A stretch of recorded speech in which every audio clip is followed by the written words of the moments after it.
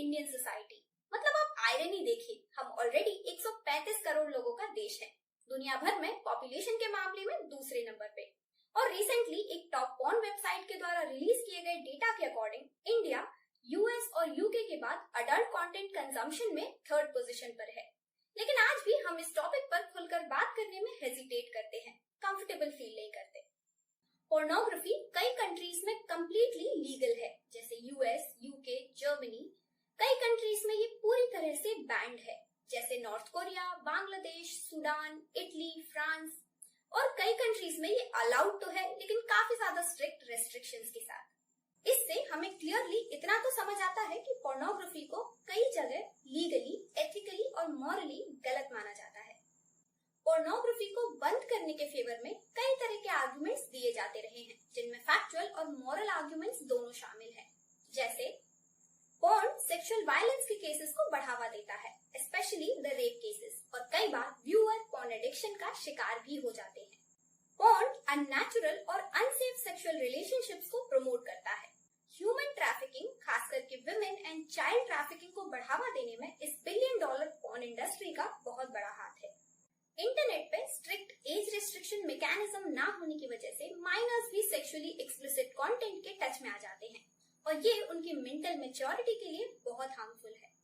ये भी माना गया है कि पोर्न वीडियोस कपल्स के बीच अनरियलिस्टिक सेक्सुअल एक्सपेक्टेशंस क्रिएट करती हैं, और उनके पूरे ना होने की वजह से ब्रोकन रिलेशनशिप्स के नंबर्स में काफी ज्यादा इजाफा हुआ है। Now a section of people also give moral arguments कि पोर्न हमारे कल्चर और वैल्यूज के खिलाफ है, सेम सेक्स रिलेशनशिप्स को प्रमोट करता है and all of that. Well, pornography के अगेंस्ट वाले आर्गुमेंट्स की लिस्ट तो काफी लंबी है, but there is an equally vocal section of people who favour pornography. उनका कहना है कि अगर वो लीगली मेजर है तो लीगली परमिसिबल अडल्ट कंटेंट का कंजम्पशन वो करते हैं या नहीं, that should be their personal choice, और इसमें गवर्नमेंट को इंटरवीन नहीं करना चाहिए। And they treat it as a violation of their right to privacy and personal liberty under article 21। उनका ये भी कहना है कि इंडिया में आज भी सेक्स एजुकेशन प्रॉपर्ली नहीं दी जाती, ना ही स्कूल में ना ही घर पे।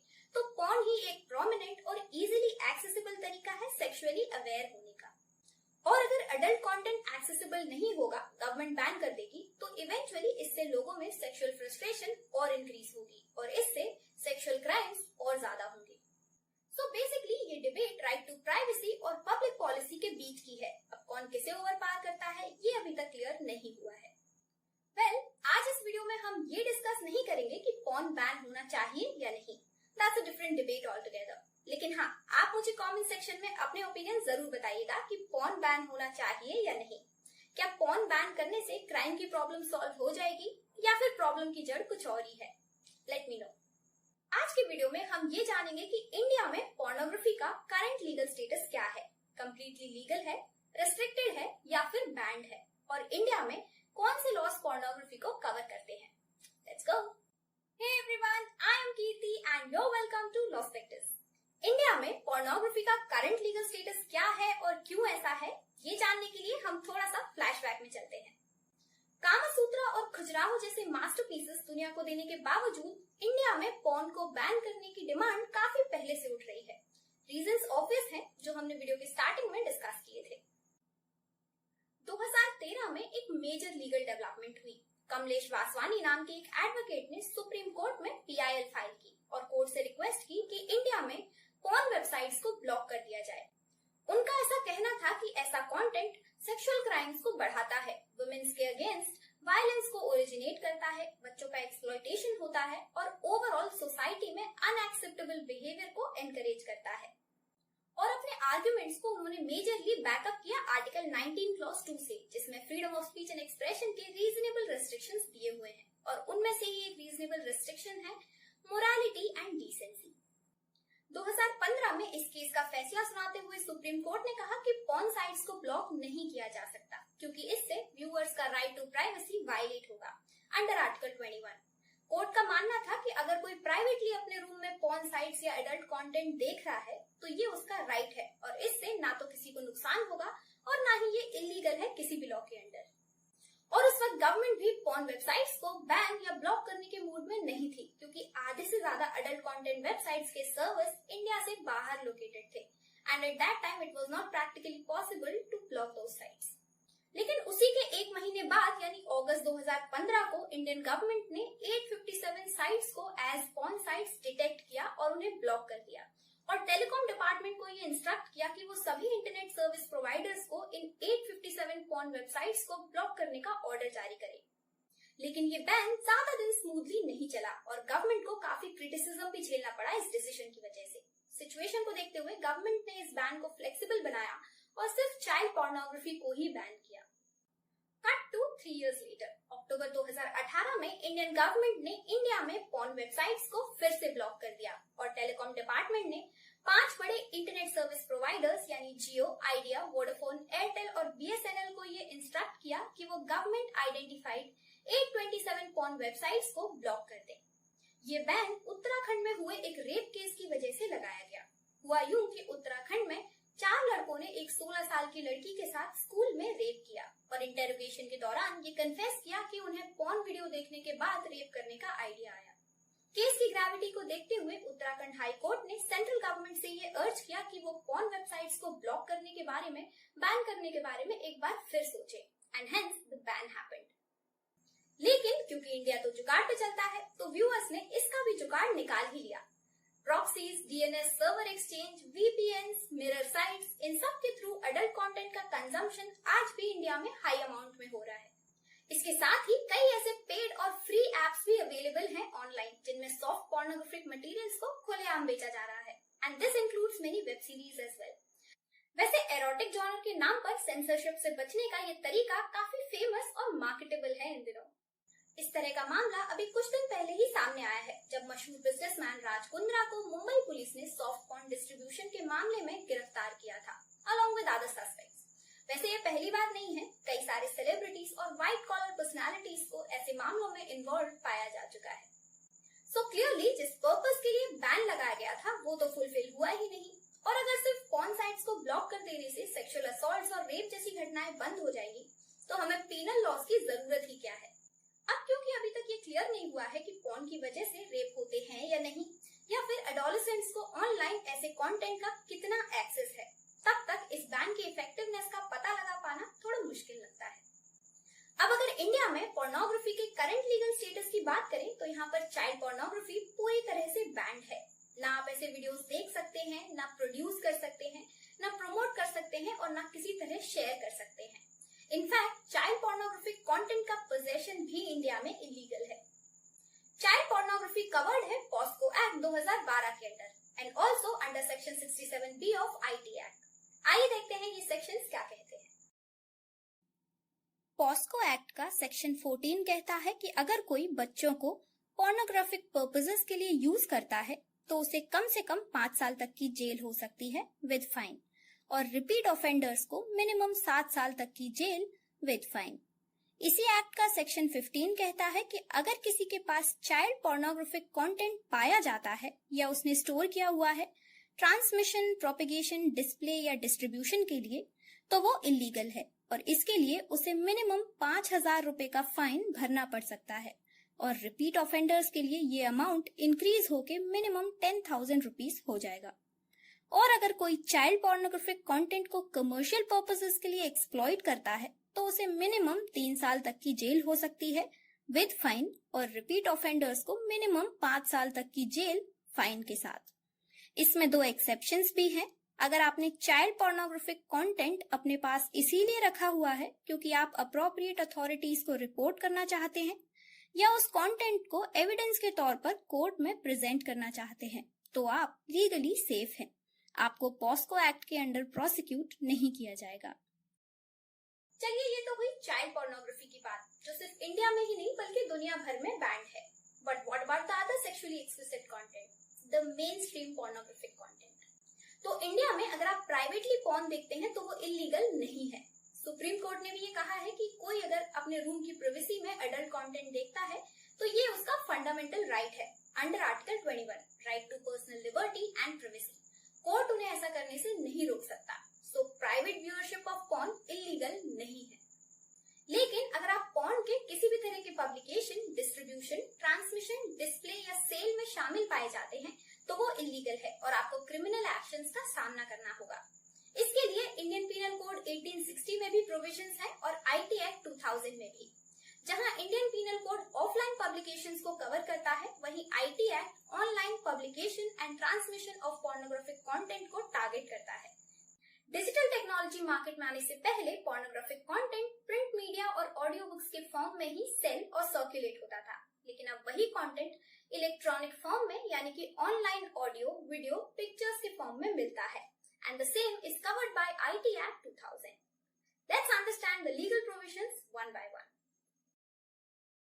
इंडियन पीनल कोड के सेक्शन 292 में ऐसी सभी प्रिंट मीडिया के sale, hiring, distribution, public exhibition, circulation, manufacture, production, possession, import, export और एडवर्टाइजमेंट पर रोक लगाई गई है जिनका कंटेंट ऑब्सीन है और इसके वायलेशन पर 2 साल तक की सजा और 2000 तक का फाइन भरना पड़ सकता है। सेक्शन 293 कहता है कि अगर कोई ऑब्सीन ऑब्जेक्ट्स को किसी 20 साल से कम उम्र के पर्सन को यानी कि किसी टीनेजर को सेल करता है या डिस्ट्रीब्यूट, एग्जिबिट या सर्कुलेट करता है तो वो इलीगल है। और सेक्शन 294 ऑफ आईपीसी में किसी पब्लिक प्लेस में अश्लील गाने अगर आप गाते हैं तो उसे क्राइम माना गया है।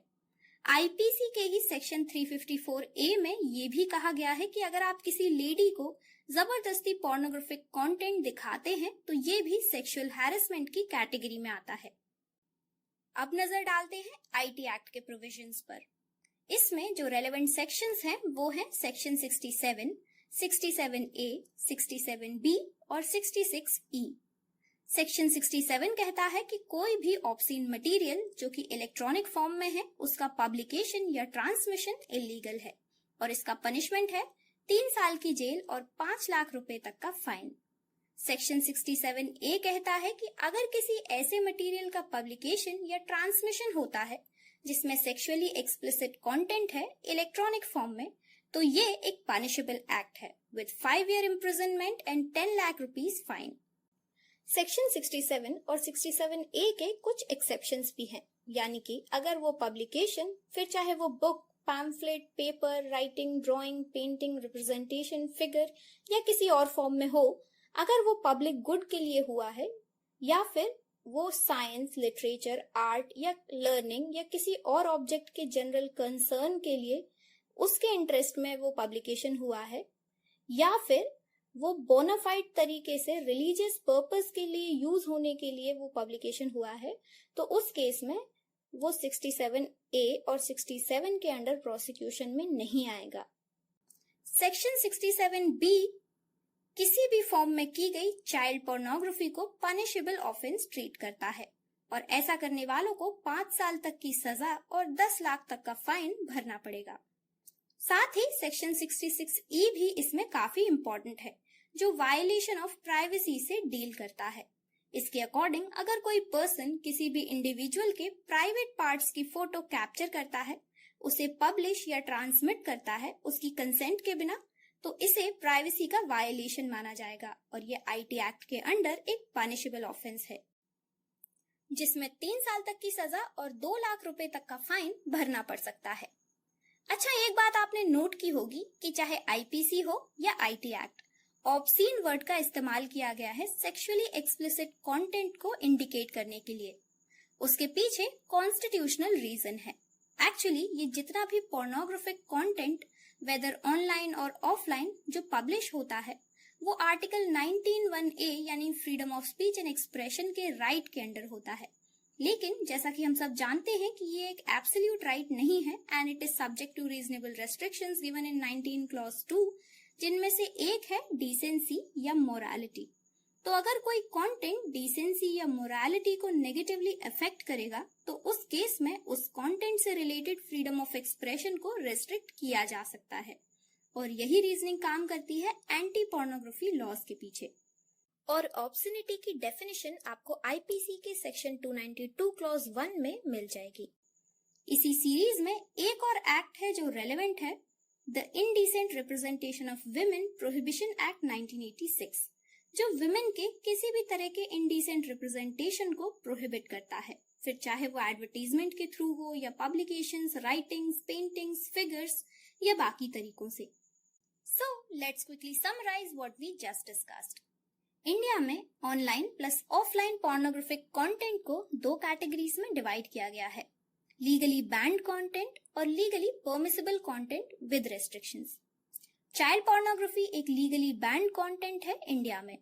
No viewership, no publication and no production allowed.